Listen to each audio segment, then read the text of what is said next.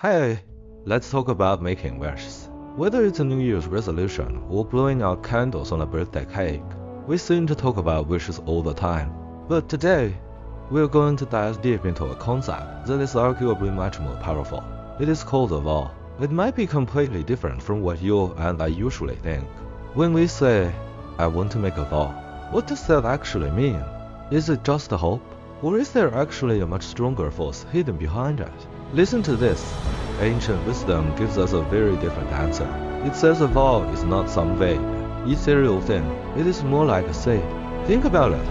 A seed that can actually sprout, grow, and eventually turn into the towering tree that makes up a reality before your eyes. One, the seed, the origin of everything. So, first, let's get one thing straight. The vow we are discussing here is profound, far deeper than what we usually call wholesale. It is the absolute starting point of all action. Let's look at what the classics say. Did you notice the order?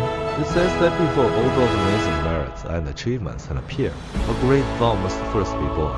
In other words, a great vow is the source of everything.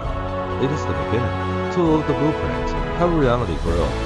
Now, let's look deeper how this vow act like a seed. The process is actually very clear, just like an acorn finding. But inside, it already contains the entire blueprint, all the information needed to grow into a massive oak tree. Your great vow is that seed. It's not just the goal of I want to become a tree. It inherently contains the potential for the roots, the stem, and the leaves. From this great vow, virtuous, roots grow. And finally, the fruit of merit is born. 3. Provisions. The fuel for the journey. Okay, so you have the seed, and you know it will become a big tree. The goal is clear, but here comes the problem. The journey from a small seed to a big tree requires sunlight, air, and water. Right, it needs nutrients. This brings up a very practical concept called provisions or resources, capital. Let's use a vivid metaphor. Suppose your great vow is I want to go to the United States. Okay, the goal is set. You get excited and start walking immediately. But very quickly, you reach the coast and get stuck. In front of you is the Pacific Ocean, a massive obstacle you absolutely cannot cross by walking. Why did you fail? It's simple. You lacked the necessary provisions. You didn't have a boat, a plane ticket, or money. These are the capital required to cross the ocean. So, you see, provisions are your travel funds. And this highlights a super important concept. Your great vow itself must include the desire to obtain these provisions. Meaning, you can't just vow to go to the US. You must also vow to earn money to buy a ticket and find transportation. Otherwise, that vow is just an empty daydream. 4. Dedication. Modifying the destination. Next, this concept gets really cool. What if I told you there is a way to, metaphorically speaking, perform genetic modification on your merits, completely changing the nature of the results of your actions? This magical technique is called dedication. Imagine it this way: the merit you get from doing a good deed is like a delivery package. It usually has a default delivery address. The act of dedication is like going in and modifying the GPS destination of that package, sending it directly to your ultimate great vow. Wow! Look at the contrast, it makes a huge difference. Take the act of not killing, sealing a life. The action is exactly the same, but simply because you added the step of dedication, the result upgrades from a simple personal good fortune into a powerful fuel that drives you toward your ultimate goal. It is essentially genetically modifying your merit to serve a grander plan. Ooh. The Sworn Vow. The automatic engine. We talked about vows and dedication, but there is one final layer, the strongest and most intense one: the Sworn Vow.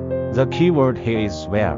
When you add this to a vow, the nature of the whole thing changes. It turns a simple goal into an unstoppable force that runs automatically. Look closely at this next part. Honestly, it is a bit mind-blowing. Scenario A. Consider a person who has made a sworn vow to kill.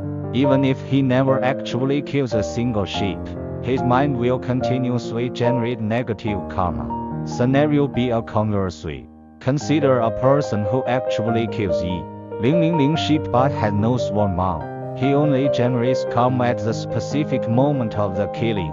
That sounds incredible, right? Why is that? Think about it. A sworn vow is like turning your mind into a karma generator that runs 24 year-round, whether good or bad. It acts like an automated sewing machine, operating every minute and every second. This is very similar to those deep-seated internal curses we sometimes have, like I will never be able to do it or I am just a loser. These thoughts don't need us to do anything specific. They continuously and automatically shape our reality of failure. This highlights just how massive the power of a sworn vow is and also how dangerous it can be. So, looking at that final sentence, it sums up everything. All phenomena, good or bad, ultimately originate from our mind. And the sworn vow is the switch that locks the mind's power in a specific direction and amplifies it to the extreme. So, after talking about all this today, while we are busy setting our next target or next KPI, perhaps we should sit down and ask ourselves, deep inside my heart, what vows or even sworn vows are running that I haven't even noticed? Which seeds are continuously, day and night, shaping this entire world I see before me?